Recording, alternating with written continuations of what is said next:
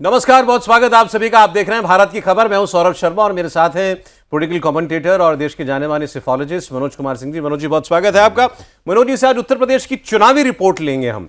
चुनाव में 8-9 महीने का वक्त रह गया है। चुनाव ने कितना जोर पकड़ा, कौन कौन से मुद्दे जमीन पर चल रहे हैं। अभी जो आप ये चंदा चोरी वाला मामला देख रहे हैं, ये तो अभी आया है, लेकिन चुनाव तो मुझे लगता है इससे पहले ही शुरू हो चुका था। तो इसका कितना असर है, उनके सर्वे में कितना आ रहा है, और इसके अलावा उत्तर प्रदेश की जनता फिलहाल क्या सोच रही है।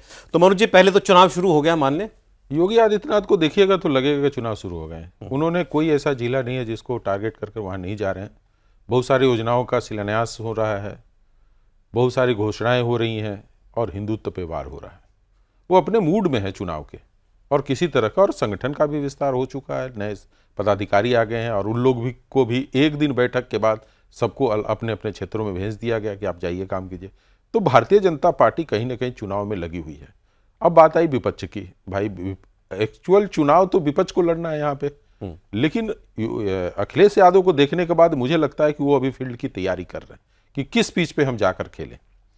वो अपने पिच तैयार करने की कोशिश में मुझे लगता है कि गलत पिच पे चले गए हैं मैच खेलने के लिए, और वहां पे जाकर अब उनके लिए थोड़ा सा कठिन होगा बल्लेबाजी करने के लिए।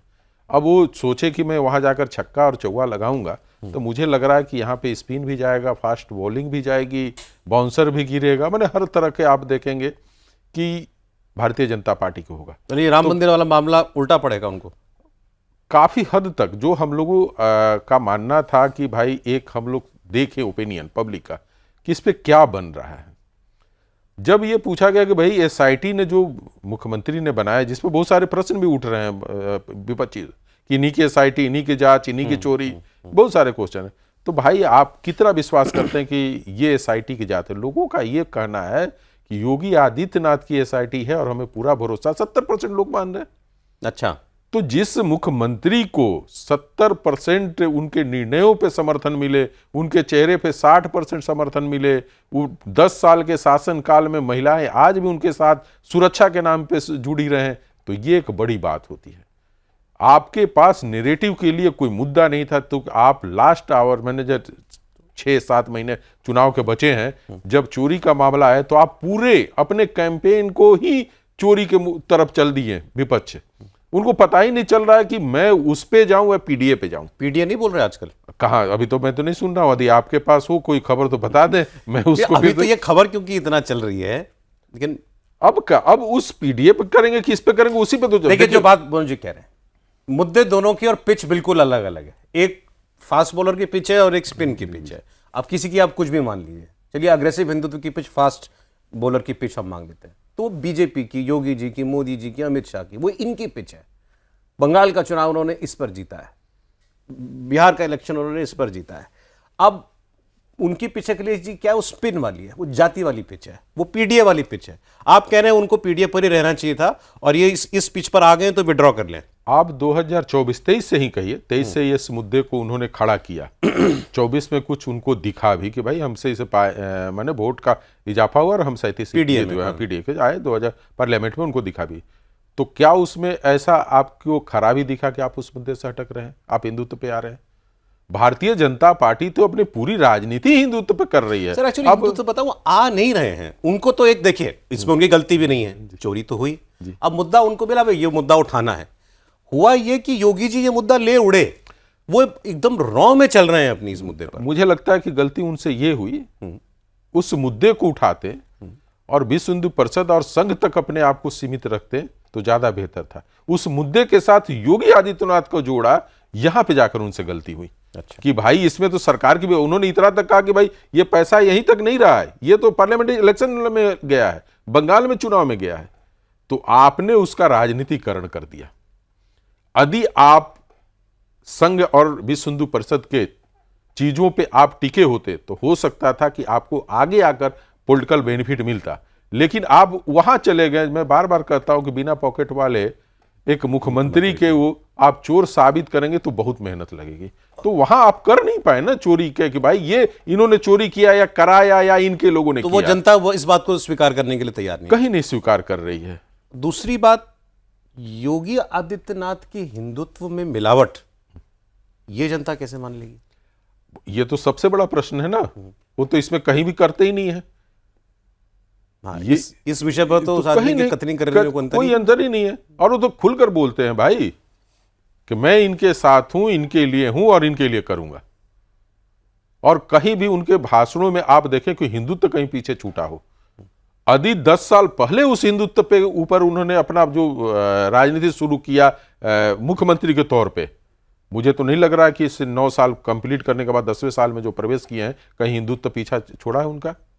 वो तो उस मुद्दे से अपने आप को कहीं नहीं भड़काया। बार बार अभी कुछ देर पहले चर्चाएं हो रही थी हम लोगों पे कि भाई जब राम मंदिर टूटा था तब भारतीय जनता पार्टी हार गई थी। लेकिन एक चीज था उस समय, आप देखिएगा कुछ समय के बाबरी बाद मस्जिद जब टूटी थी, बाबरी मस्जिद की बात है। अब मैं बाबरी मस्जिद टूटने की बात करूं या राम मंदिर टूटने में, दोनों तो एक ही चीज थी। तो वो टूटने के बाद देखिए क्या था कि एक मंडल कमीशन का चल रहा था जहां जातीय समीकरण पे उस पर बहुत ज्यादा उफान था। हाँ। तो लोग जातियों में बटे हुए थे, इसलिए हिंदू तो कमजोर पड़ा था। यही चीज इनको, अखिलेश को समझना चाहिए था कि हमको पीडीए के साथ बटे रहना चाहिए था, तो उनका हिंदुत्व तो कमजोर होता। आपने पीडीए को छोड़कर आप हिंदुत्व में गए, वहां नुकसान हो गया। लेकिन आएंगे तो वापिस पीडीए पर ही। तब तक तो आप तो अपना नुकसान कर लेंगे ना। एक बात बताइए मुझे, जब राहुल गांधी एसआईआर के मामले पे तेजस्वी को अपने मंच पे चढ़ाया, जब 1-1.5 महीने के बाद लगा तेजस्वी को कि ये मेरे लिए वो मुद्दा नहीं है, जब वो बेरोजगारी के ऊपर गए, क्या चुनाव आया उनके पास? वो तो चुनाव निकल चुका था। आपने खड़ा किया था ना, 3 साल के मेहनत करा तेजस्वी ने खड़ा किया था कि जो बेरोजगारी है वो मुद्दा है और यूथ मेरे साथ है आए। और राहुल गांधी उसको ऐसे वोट चोरी पे ले गए। वोट चोरी पे ले गए। क्या हुआ कि जितने यूथ थे वो चले गए दूसरे तरफ। यही गलती मुझे लगता है कि यहां पे अखिलेश यादव के, इनकी टीम की गलती है। और आप देखिए जैसे अलायंस भी होता है, भारतीय जनता पार्टी ने राजभर को कुछ अलग मुद्दों पे बात करने के लिए रखा है। वो डेली उठते हैं, अखिलेश यादव को टारगेट करते हैं जाति पे। भारतीय जनता पार्टी उस जाति पे नहीं हुआ, भारतीय जनता पार्टी हिंदुत्व पे जा रही है। अब अखिलेश यादव हिंदुत्व पे बात करते हैं, राम मंदिर पे बात करते हैं, और वही राम के अस्तित्व को लेकर स्वामी प्रसाद मौर्य जी बात करते हैं। देखिए वैसे देर सवेर बीजेपी तो यही चाहती कि ये इलेक्शन सारा हिंदुत्व पर हो। अब वो शायद उनके मन मांगी मुराद पूरी हो गई। मुद्दा था नेगेटिव लेकिन मिल गया उनको, उसको टर्न करने का मौका मिल गया। तो आपका मानना है कि अब ये इसी पिच पर चलेगा इलेक्शन? इसलिए चलेगा कि अभी तो ये लोग योगी आदित्यनाथ को झेल रहे हैं। इनके क्या कहिएगा, तूफानी भाषण या एग्रेसिव कहिए कितना हिंदुत्व को लेके, अभी तो चेहरे आने बाकी हैं। जब प्रधानमंत्री आएंगे, जब अमित शाह आएंगे, हेमंत बिश्व शर्मा आएंगे, बंगाल के जब मुख्यमंत्री घुसेंगे, तब स्थिति क्या होगी? आप कितने लोगों की जवाब दे पाएंगे? और यही बातें याद दिलाएंगे, यही बातें याद दिलाएंगे सब कोई। तो जो हिंदुत्व मेरे अंदर दबा था, जिसको योगी उभार रहे हैं, जब ये पूरे उभार पे आएगा तो उसको ब्लास्ट कराने का काम ये 5 लेकिन सर ये सब तभी काम आएगा अगर प्रदेश में बाकी मुद्दों पर लोग संतुष्ट हो या बाकी मुद्दों पर कोई नाराजगी ना हो। अगर और किसी विषय पर नाराजगी है तो फिर ये सब चीजें नहीं चलती। ये आप मुझसे बेहतर समझते हैं। तो बाकी विषयों पर रिपोर्ट कार्ड क्या है? अब बता रहा हूं सौरव जी। एक देखा जाता है किन मुद्दों पे चुनाव हो रहा है। आप जिस भी स्टेट में जाएंगे तो देखेंगे कि अनएम्प्लॉयमेंट जो है, एम्प्लॉयमेंट को लेकर वो आपके हर राज्य के हर सर्वे में टॉप पे होता है, लेकिन उस पर चुनाव होते नहीं है, क्योंकि वो सीधे सेंट्रल पे चला जाता है, वो रिएक्शन आता है, उस पर आता है। लेकिन मैं गारंटी के साथ बोलता हूं कि भारत के किसी भी मुख्यमंत्री के चेहरे पे यदि किसी स्टेट में इलेक्शन होगा तो उत्तर प्रदेश में होगा, जहां 16-17% लोग बोलते हैं कि मैं मुख्यमंत्री के चेहरे पर वोट करूंगा। महिलाएं कहती हैं, जहां महिलाएं कहती हैं 40%, 45% कि मैं मुख्यमंत्री के चेहरे पे वोट करूंगी। अच्छा, और क्यों करूंगी? तो लॉ एंड ऑर्डर का। ये हर स्टेट के अनुपात में ज्यादा है? ज्यादा, बहुत ज्यादा है। जहां लॉ एंड ऑर्डर पे 12%, 17%, 18%, यदि मैं बंगाल की बात करूं तो लोग वहां पे इतने त्रस्त थे, लेकिन उन लोगों ने 7%, 8% बोल रहे थे कि भाई मैं लॉ एंड ऑर्डर पे करेंगे, क्योंकि वहां पे, यहां पे मैंने बोला ना कि 20%, 22% तक लोग चले जाते हैं, महिलाएं 40% तक चली जाती हैं। ओवरऑल सारे लोगों, सारे वर्गों को मिला लेंगे 17%, 18% लोग तो बोलते हैं कि नहीं हम तो भाई लॉ एंड ऑर्डर के मुद्दे पे करेंगे। तो जब आप डेवलपमेंट के ऊपर में या सरकार के किए हुए कार्यों के ऊपर में अपना समर्थन देते हैं, तो यह समझ में आता है कि जो उस राज्य का मुखिया है वो कहीं न कहीं एक अच्छा कार्य किया है, जो 10 सालों के बाद भी लोगों के अंदर अपना विश्वास बनाया है अपने कार्यों को लेकर। तो इसमें योगी आदित्यनाथ मुझे लगता है कि काफी सफल है। और अब आ जाइए दूसरी मुद्दे पे आ जाए, इस राज्य के लिए सबसे ज्यादा दुखदाई है, जहां पे आम जनता को नाराजगी है, उसके बारे में बता रहा हूं। ब्यूरोक्रेसी को लेकर उन लोगों का कहना है कि जितना अच्छा मुख्यमंत्री है उस हिसाब से ब्यूरोक्रेसी हमें सपोर्ट नहीं करती है, करप्शन की चीजें आ रही हैं। मैंने कहा कि विपक्ष जो मुद्दे छोड़ रहे थे, इन मुद्दों को छोड़ रहे थे। आपको डिस्ट्रिक्ट से ही उठा लेना चाहिए था भाई। यदि किसी डिस्ट्रिक्ट में या किसी जिले में करप्शन का मुद्दा है, वहां का ब्यूरोक्रेसी कंट्रोल है, तो आप अपने जिला अध्यक्ष के कहकर वहां से आंदोलन शुरू करते हुए आप राज्य को मुद्दों की कमी कहीं नहीं होती, कहीं नहीं होती, लेकिन आपने उठाए नहीं ना। आज सौरभ जी आप तो दिल्ली में रहते हैं, हम लोग तो गाजियाबाद नोएडा में रहने वाले हैं ना। आज 7 साल हो गया कि हम लोग को बिजली से शिकायत दूर हो गई है।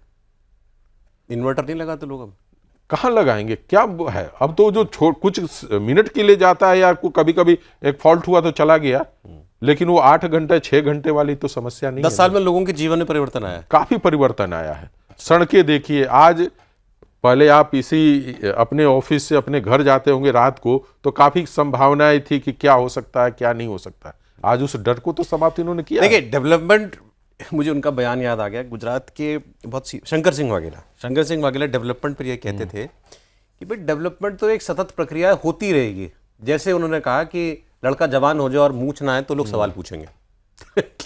ऐसे ही है कि भाई समय जितना आगे जाएगा उतना विकास तो होगा, ऐसा उनका मानना था। लेकिन अगर विकास का क्रेडिट लोग किसी को दें तो बात है, तो यहां विकास का क्रेडिट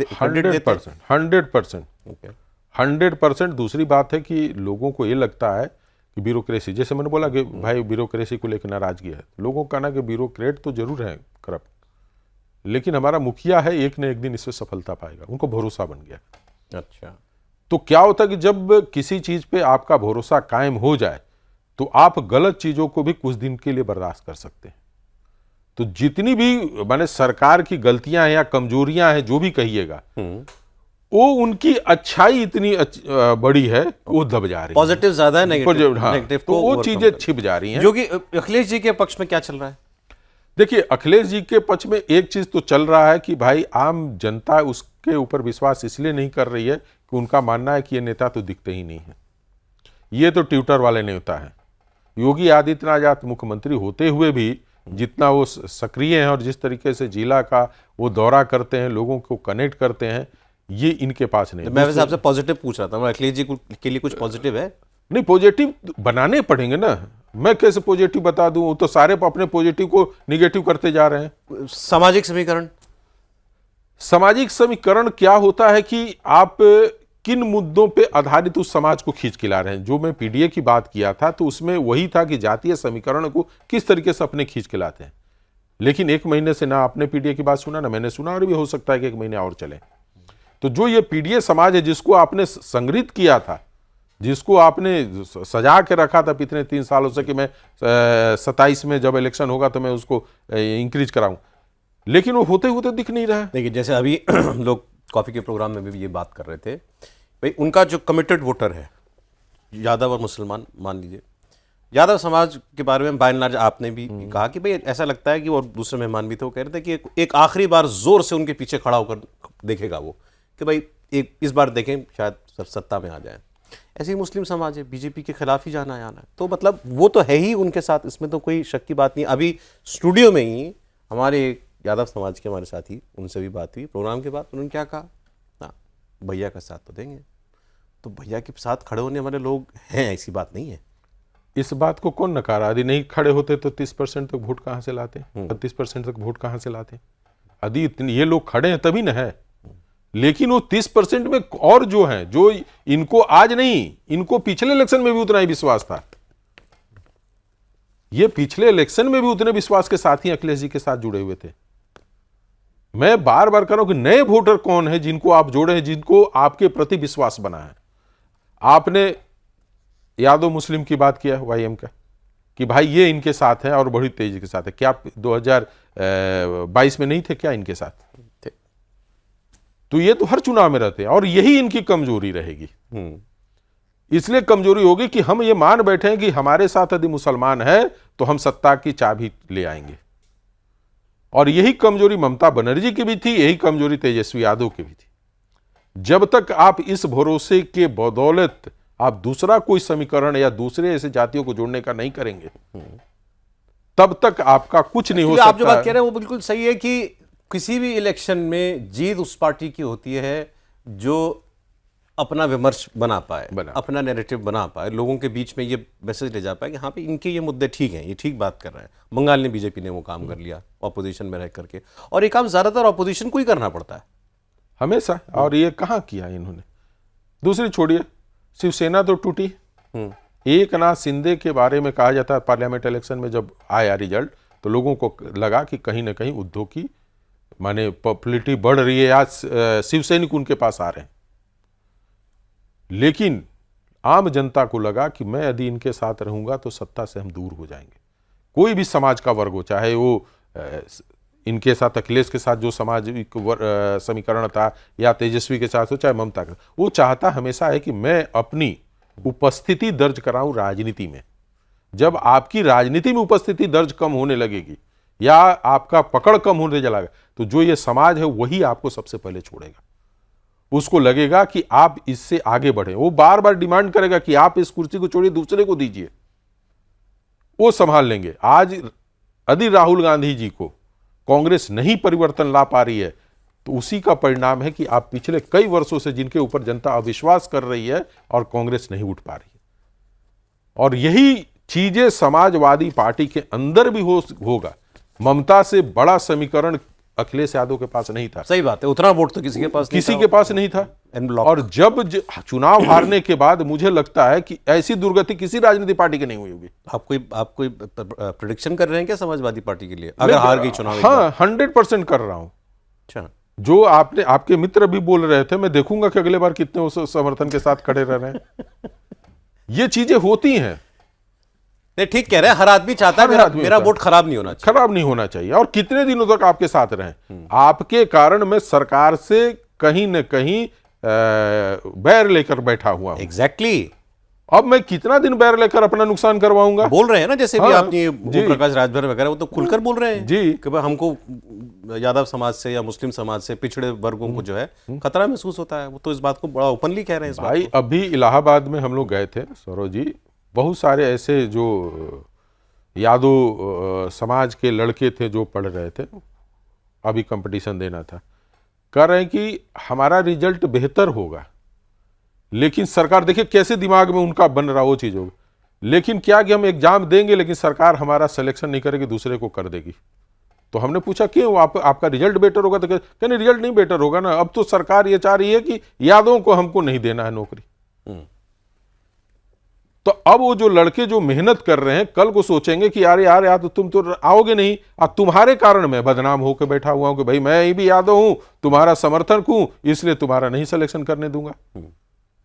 तो या तो तलवार भाला लेकर आएगा पूरी तरह से राजनीति करने, या नहीं तो फिर क्या करेगा कि अगली बार कहेगा कि भैया जो भी सरकार है हम उसके साथ करें, वो एक अपने को न्यूट्रल बना के चलना चाहिए। तो आप कह रहे हैं कि ये नौबत इस सिलेक्शन में नहीं तो अगली बार आ सकती है? 100% आ जाएगी। अच्छा, 100% आ जाएगी। इसलिए आ जाएगी कि 15 साल कोई भी समाज सत्ता से दूर रहना पसंद नहीं करता। मैं बार बार एक बात सुनता हूं, जैसे आपने भी कहा कि भाई अखिलेश जी ट्विटर की राजनीति कर रहे हैं। लोग कहते हैं वो घर के पास ही जो है दफ्तर में उन्होंने एक अच्छा सा प्रेस कॉन्फ्रेंस करने के लिए हॉल बना लिया है, रोज वहां पर दोपहर में एक प्रेस कॉन्फ्रेंस कर देते हैं। प्रेस कॉन्फ्रेंस नहीं करते हैं, वो बुलाकर जो अदर माने यादव से बाहर के जो जाति के लोग हैं उनको ह्यूमिलिएट करते हैं।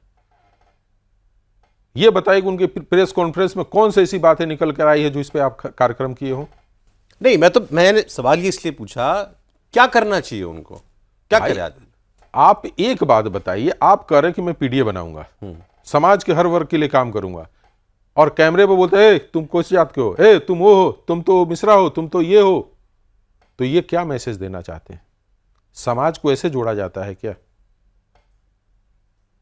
आपको तो उनको प्रतिनिधित्व देना चाहिए था कि देखो मेरे ऊपर कहा जाता है कि मैं यादवों को दे रहा हूं, लो मैं तुमको प्रतिनिधित्व दे रहा हूं, तुम भी आओ मेरे साथ। तंज ज्यादा करते हैं। हाँ, तंग। तो राजनीति जो होता है ना, तंज से नहीं चलता है, कमेंट से नहीं चलता है। राजनीति प्रेम से ही चलेगा। मुलायम सिंह यादव भी प्रेम के साथ चलाए थे। आप उनके देखे थे कि उनके इर्द गिर्द जितने बड़े नेता थे, आप मुझे बताइए कि कौन कौन जात के थे? मुसलमान थे, राजपूत थे, ब्राह्मण थे, सब वो नेता थे जो मुलायम सिंह यादव के बराबर के नेता होते थे। मुझे अखिलेश जी के 4 नेताओं का नाम बताइए जो अलग अलग समाज से हो भी तो वो इतने प्रोमिनेंट नहीं है ही नहीं, उनको बोलने तक नहीं दिया जाता, उनको किसी प्रकार का कोई नहीं है। अभी रेवती रमन जी के यहाँ तो गए थे इलाहाबाद, जाने से नहीं होगा ना बात तो यही हो रही है ना कि हमें उनको प्रतिनिधित्व देना पड़ेगा, उनके साथ हमें मिलकर चलना पड़ेगा। तो क्या एक्चुअली आप उस दौर की राजनीति आपको बेहतर याद होगी, लेकिन मुलायम सिंह यादव जी ने आप बाद में उन पर आरोप जो भी लग गया, मुल्ला मुलायम या एक परिवार की राजनीति, केवल यादवों की राजनीति, पार्टी तो आइडियोलॉजी पे खड़ी की थी ना 100%। तो उस समय जो लोग थे उनके आसपास वो कमिटेड लोग थे 100%। यही बात मैं सौरभ जी बताना चाह रहा था। आज इनके पास कौन ऐसा लोग हैं बताइए? फिर घूम फिर कर वही आता है यादव, और यही यादव समाज को लगता है कि शायद ये हमारे लिए बहुत बेहतर कर रहे हैं या कर देंगे और इस उम्मीद के साथ आज उनके साथ बैठा हुआ है। ठीक है, वो टूटेगा। फाइनली कांग्रेस का कुछ दिख रहा है आपको सिलेक्शन में? मतलब कांग्रेस कांग्रेस चाहती है इस बार बिल्कुल बराबरी का बंटवारा, बराबरी का चुनाव होना चाहिए सपा के साथ हमारा। देखिए कुछ दिन में हमारे कुछ कांग्रेस के नेताओं से बात होने वाली है, पूछ कर आपको जरूर बताऊंगा क्या क्या पूछेंगे? पूछूंगा कि आपने कितना संभावना देखा है और क्या आप चाहते हैं कि इस संभावना में क्या किया जाए। भाई लोग तो कहते हैं, कांग्रेस को लगता है कि अखिलेश जी तो जीत लोकसभा में जो भी पाए हमारी वजह से पाए, राहुल गांधी की वजह से पाए। अब अखिलेश जी कह रहे हैं कि कांग्रेस ने पाया है, तो आप ये कहना चाह रहे हैं कि शायद ये समीकरण टूटेगा? मुझे तो नहीं लगता, आपको लगता है? मुझे तो नहीं, मैं तो कह रहा हूं कि कांग्रेस बिहार में जिस तरीके से उपेक्षित होकर समझौता की, या कहिए कि जबरदस्ती तलवार के ऊपर ने तेजस्वी ने कराया था, शायद अखिलेश यादव भी यही कराएंगे और कहेंगे कि भाई तुमको 1 सीट भी नहीं मिलेगा, मेरे साथ आओ, और तब जाकर ये समझौता होगा। कोई चौथा प्लेयर है यहाँ पे? मायावती का पहले की अपेक्षा तो बढ़ा है, इस बात को नकारा नहीं जा सकता। वो बड़ा सेफ भी चल रही नजर, राम मंदिर वाले पर उन्होंने कहा कि राजनीति नहीं करेंगे इस पर। देखिए जो 2-3 बातें हो रही हैं कि हो सकता है कि ओवैसी या ओवैसी भी है। ओवैसी आ सकते हैं मायावती के साथ, ऐसी भी संभावना बातें की जा रही है। मैं इसको ये बीजेपी को तो बहुत सुहाएगा, बहुत ज्यादा है ना, बहुत ज्यादा सुहाएगा। मैं यही कहने के लिए कर रहा था, लेकिन वैसा होते हुए नहीं दिख रहा कि वो लोग करेंगे आपस समझौता। लेकिन ओवैसी हैं, बहुत हद तक समझौता कर कर अपनी राजनीति को आगे लेकर चलते हैं। ऑफर तो उन्होंने इनको भी कर दिया है। हाँ, इनको भी कर दिया, लेकिन इनके लिए मुश्किल है। ये तो नहीं करेंगे, हाँ, कि इनका मुस्लिम वोट टूट जाएगा। लेकिन मायावती के लिए अब समस्या नहीं है, उनको लगेगा कि ये मुस्लिम वोट तोड़ कर ला देंगे हमारे साथ। और जब ये लगेगा कि जहां पे कैंडिडेट मायावती का जीत सकेगा, अधिक समझौता होता है, तो आपको बता दें वो मुस्लिम जो है मायावती के साथ आ जाएगा। वेस्ट में काफी है, भाई जाटों के साथ मिलकर ये तो अच्छा खासा सीटों को नुकसान पहुंचा सकते हैं। तो इस चीजों तो आप खबर दे रहे हैं मुझे, ऐसा कुछ चल रहा है क्या?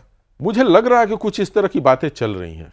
कल को क्या होगा नहीं बता सकता हूं, लेकिन सब कोई राजनीति में संभावनाएं देखता है, सबके साथ देखता है। तो ऐसा नहीं है कि मुझे ये चीजें दिख रही हैं तो उनको नहीं दिख रही होगी, तो कहीं ना कहीं तो कुछ है। और मायावती के लिए अभी खोने के लिए कुछ नहीं, पाने के लिए बहुत कुछ है, और ओवैसी को भी पाने ही के लिए है। अखिलेश को सोचना पड़ेगा कि हमारी जो सीटें हैं उनके बाद मैं क्या करूं। उनके लिए, कांग्रेस के लिए, क्योंकि संगठन कांग्रेस का चारों तरफ फैला हुआ है, उत्तर प्रदेश में इतना तो कहेंगे चाहे 10 हो, 20 हो, 50 हो, 100 है तो सब जगह प्रेजेंस, हर जगह। तो वो बहुत दब का समझौता करना नहीं चाहेगी, लेकिन एआईए में बसपा के साथ समझौता करने में उसको बहुत सारा नुकसान, माने क्या कहेगा, प्रश्न चिन्ह नहीं रहेगा, और मायावती को भी कोई गुरेज नहीं रहेगा। तो यदि वो होता है तो फिर तो दूसरा रिजल्ट आएगा, फिर उस पर डिस्कशन। ये तो फिर बिल्कुल ही अलग पूरी तरह से समीकरण जो है बदल जाएंगे फिर। तो मनोज जी, खैर ये तो आपने मुझे नई टिप दे दी बात करने के लिए, बहुत शुक्रिया। और यूपी की रिपोर्ट मनोज कुमार सिंह जी की जुबानी आप सुन रहे थे, बहुत धन्यवाद। आप स्टूडियो में आए, आप देख रहे थे भारत की खबर। आज इतना ही।